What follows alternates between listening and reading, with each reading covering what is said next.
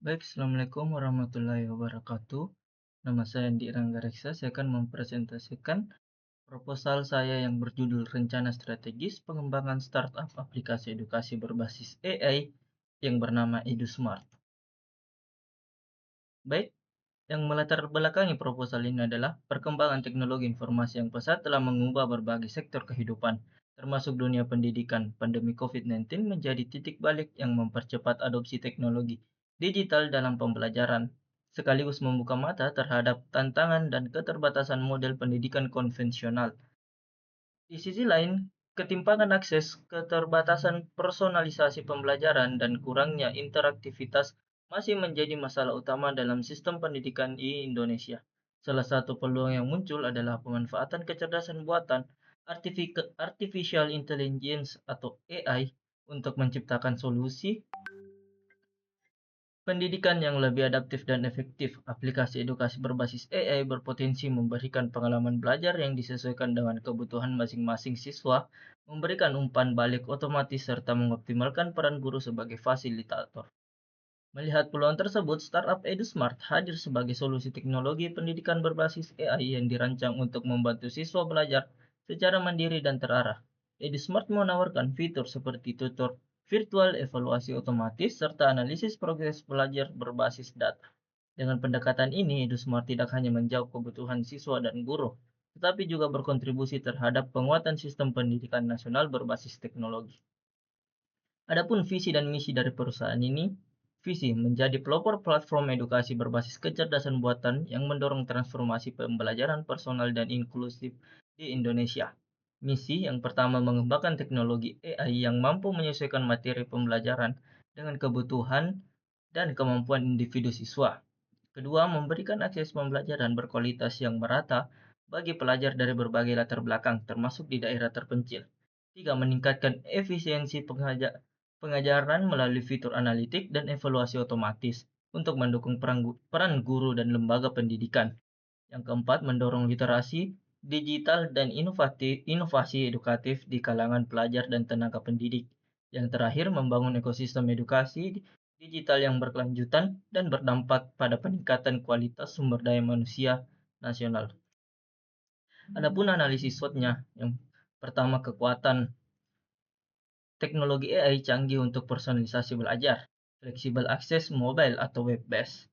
Yang kedua, kelemahannya, ketergantungan pada teknologi dan infrastruktur cloud.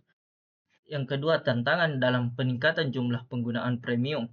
Peluangnya, pertumbuhan pasar pendidikan digital di Indonesia, kerjasama dengan institusi pendidikan dan pemerintah.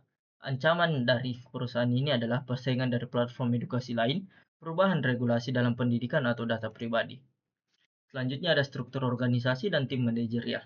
CEO, Chief Executive Officer, yang bertanggung jawab atas arah strategi perusahaan, pengambilan keputusan utama, dan hubungan dengan investor, serta kemitraan strategis.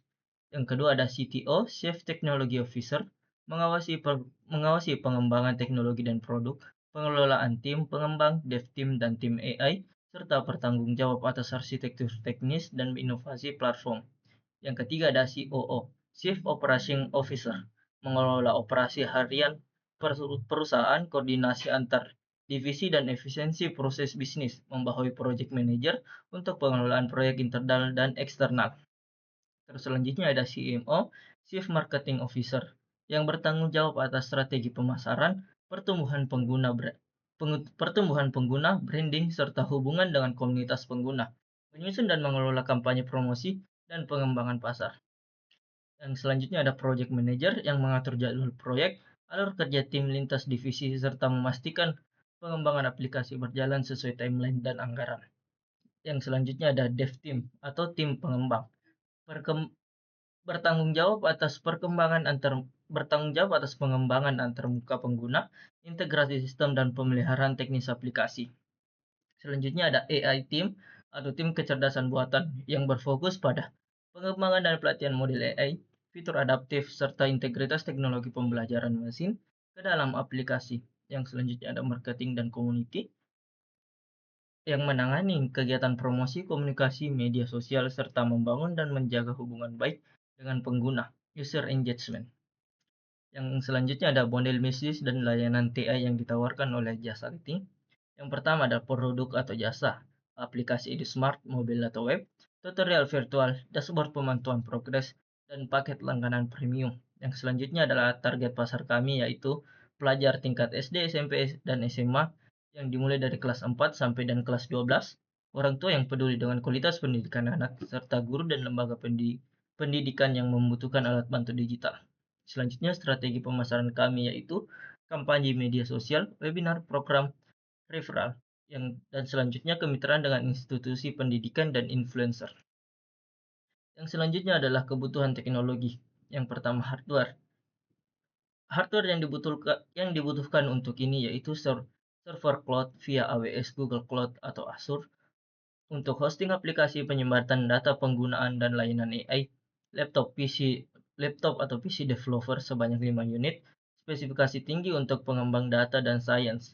Yang selanjutnya adalah perangkat uji coba, tablet atau smartphone yang digunakan untuk pengujian kompatibilitas aplikasi di berbagai sistem operasi. Yang selanjutnya ada software, yang itu framework framework pengembangan React.js, Node.js, atau PostgreSQL, tools AI, Python, TensorFlow.